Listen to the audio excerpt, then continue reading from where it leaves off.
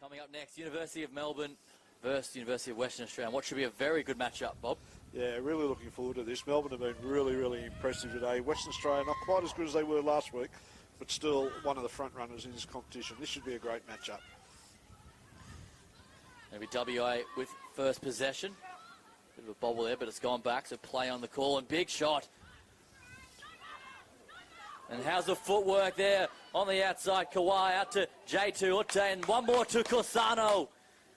And Melbourne with the perfect start. Turnover attack at its best. Great defence by Melbourne. Force that turnover.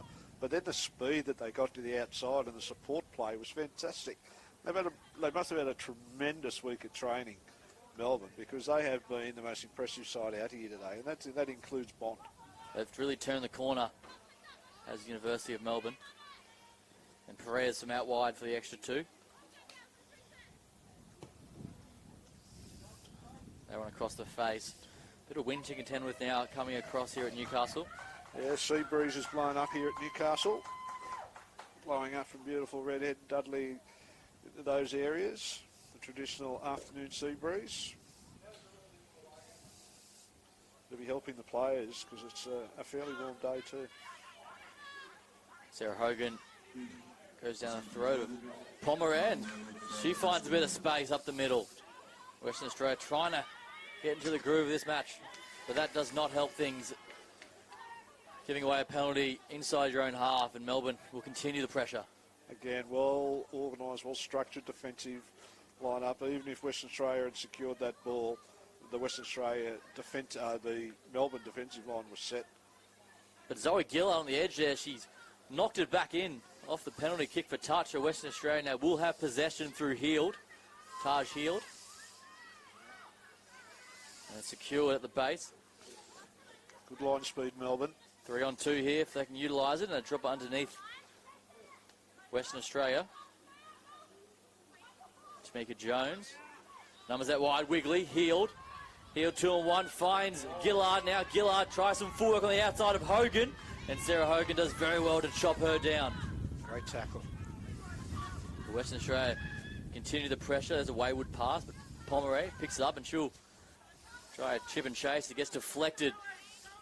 Eventually back to the arms of Amy Williams, and the penalty to come. It wasn't the right play there. She had support. She had support right. She chose not to use it. And we had another kick from an unusual position. A bit of a kick-a-thon here at the moment. Melanie Kawar, another experienced campaigner in this side, very talented 15s player as well. Really got to be ball in hand. Really got to be ball in hand. It's going to be Wigley to line out through, and up they send Madeline Putz, and she comes down and takes the carry, but she's wrapped up there by Clifford. Western Australia play quickly. Well, they try to anyway, through Tamika Jones.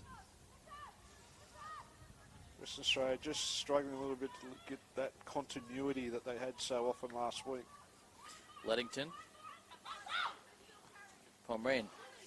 Good defence there from Melbourne. Two big shots coming in. Corsano the second, and the penalty. Trying to go again, and Corsano goes quickly. Karen Corsano for the corner. She's chopped down there from Wigley. But Melbourne trying to secure possession 2 metres away now. Great opportunity here from Melbourne. Hogan out to Amy Williams. She cuts back in and Heald slams her to the turf. Jade Tiote. Perez, she's on her own out there, 1-on-1 against Madeline Putz, and Putz does enough to drag her to ground. Another penalty coming, and away goes quickly. Jade Tiote, she taps and goes for the corner. And there's the experience being shown, and Melbourne get their second.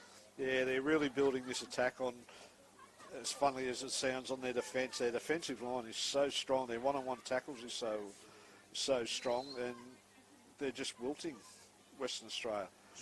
Their work at the breakdown isn't aggressive enough, so they're not forcing that turnover. So they're virtually giving Melbourne these opportunities to get to the outside, and they're a good enough side now that if you give them enough opportunities, they're going to make you pay. And they're doing plenty of that in this first half. The turnover attack, the pressure, the breakdown is causing havoc for Western Australia. Score remains 10 points to nil.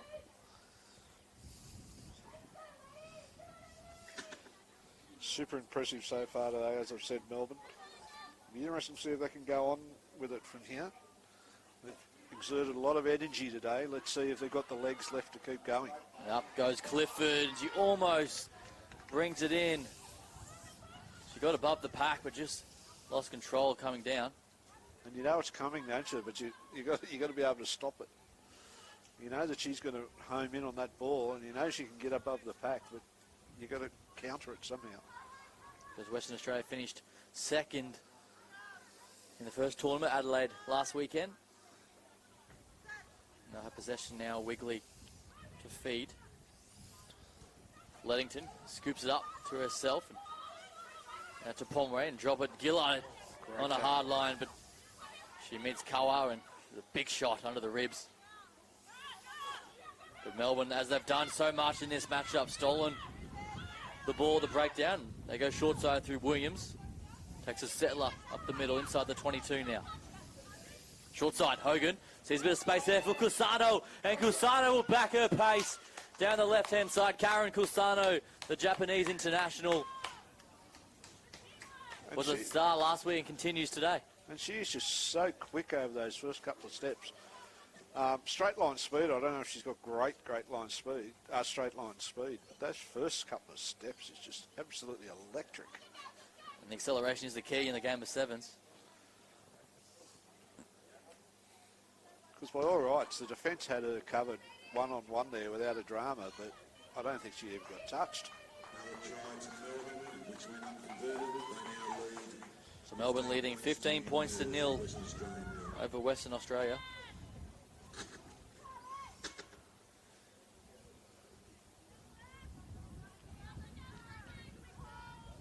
Just about at half-time. You know what's coming here. Clifford up above the pack. The former Geelong and Essendon AFLW player. And Melbourne in possession once again. Tiote has a carry herself this time. We're also secured there from Kusano. Kawhi into scrum half, out to Hogan. Working on penalty to Melbourne, so they have an opportunity. Perez, the Argentinian, floats that one. That went forward. The referee's got it. So we'll come all the way back. That's been one-way traffic, hasn't it, Bob? It has been absolutely one-way, which is surprising when you take into account how strong Western Australia were last week.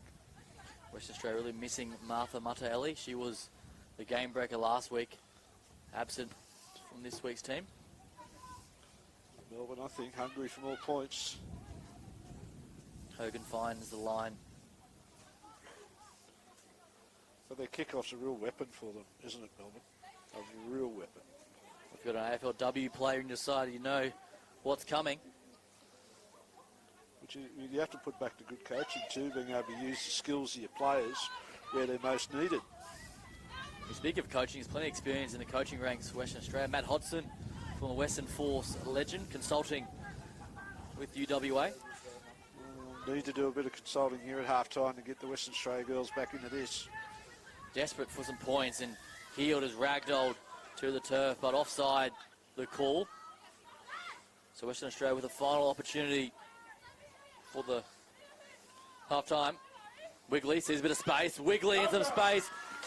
Coming across is Hogan, one-on-one. Alicia Wigley inside and out. And she puts on the afterburners. And the last pass inside to Port that it will eventually sit up for her.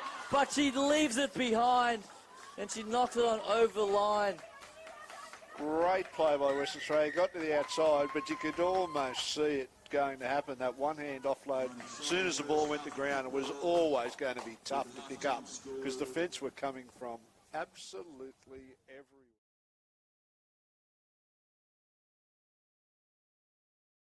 It would have to have been a great half-time talk by Matt Hodgson to turn this Western Australia performance around. They've showed glimpses. They have, and the young woman with ball in hand now, she needs to aim up, Nicole Leddington, and she goes short off the kickoff, and that's a good kickoff. She just didn't really have a winger out there chasing onto it. No chaser. It's a real opposite of the two sides and how they approach the kickoff. One side is very exact, got chases everywhere. The other one is a little bit haphazard with it. Got to contest the kickoffs. It's so crucial in sevens. Hogan overcooks that one over the top, and Western Australia now will have a chance. Leddington goes wide to Mika Jones and bounces off the chest there, and Melbourne have turned it over, and errors like that really hurt the coach. Melbourne now out to Clifford. She's a star in the air and a star with ball in hand. Makes some good meters up the middle. Perez into scrum half. Going to cross the face now, trying to play a bit of width is Melbourne. They're looking for that danger girl in Karen Kusana, and she's jinking and jiving her way through the defence. I think what they're doing really well, Melbourne, is they've got that attack line depth perfect. They're not too deep, they're not too shallow. They're just at that perfect length, which gives them the opportunity to really apply pressure to Western Australia. It's a good take there. Western Australia trying to get back into this contest. Rosie McGann juggled it, and now Taj healed. She's powerful with ball in hand, and another good run up the middle. Western Australia need points here. This is crucial. Leddington goes to the line, fires a good short ball. McGurn, that's a good line from Rosie McGurn. They're doing a bit better at the breakdown now, Western Australia too. Madeline Puts one-on-one. Madeline Puts tries to go on the outside. Beautiful pass back on the inside. Clifford wraps her up, but Western Australia still in possession. And the turnover penalty on the try line. Well, I spoke too soon then. Melbourne, their work at the breakdown's been tremendous. Whereas that work, not so tremendous. The WA have been gifted another chance here. And it's really now or never. Attacking scrum about 10 metres out. Still plenty of time left in the game if Western Australia can get their act together. But they would have to score here.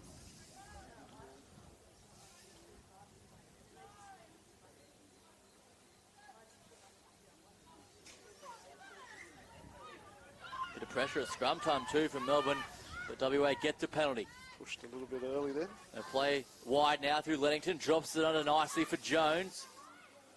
She's read up, numbers out wide, they can get it, and Clifford out of the line. That will probably be deliberate, and the referee is going to her pocket. Here is the Western Australian opportunity against a six-person team.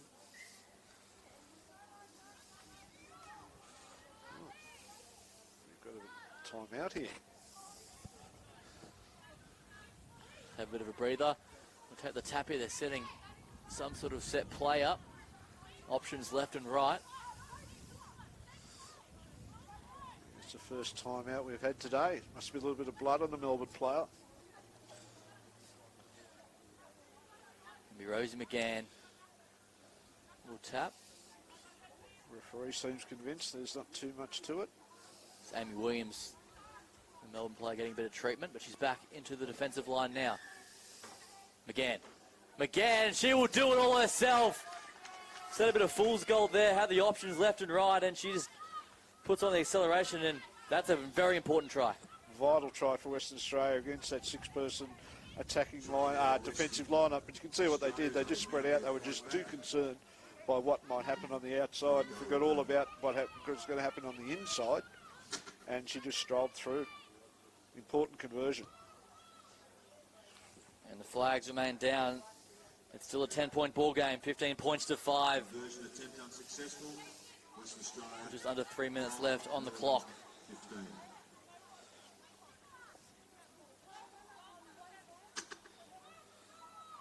Really important that Melbourne secure this kickoff now and just stay nice and calm and controlled. Just go through their processes.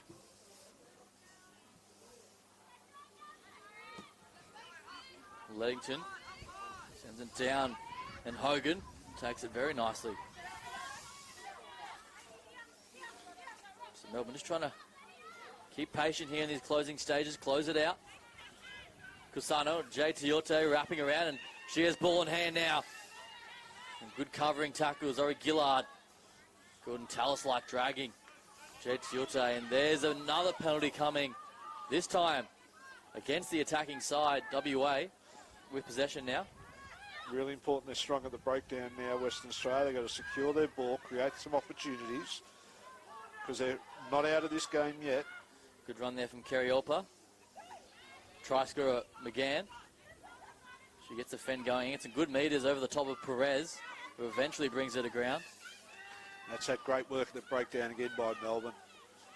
They've been dominant there all day, and that's what's going to win them this game. They're so fast, straight on top of the ball. Amy Williams that time with the turnover. You're right, they're absolutely lightning to get their hands on the ball, and as opposition, Western Australia is so slow to get their hands on the ball. Conway on the field now for Melbourne. She had that earlier carrying. Playing what's a 15s-like game, just pick and driving their way up the field. Melbourne chewing up the clock. Controlling the ball, controlling possession, that's all they're doing. Smart play. Very bunched, whole 7 Melbourne players in a heap. Good tackle there from Kiriopa for Western Australia. All their players on this short side. Melbourne still only got those 6 players, 1 player in the bin for the deliberate knockdown, so they're handling this magnificently at the moment. Perez, Cusano. Hogan, she just takes a carry and she's picked up and dumped there from Kiriopa and trying to force the turnover, but Melbourne staying strong. This is a clinical performance of 6 women on the field.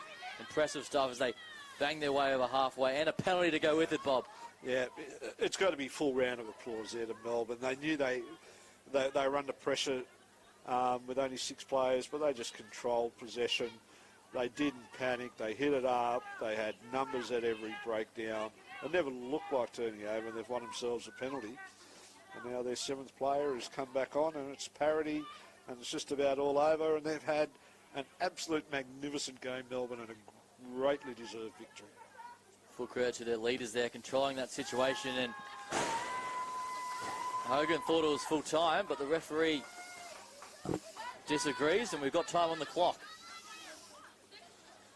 The clock showing 0, but as we all know, the referee is the sole judge of time.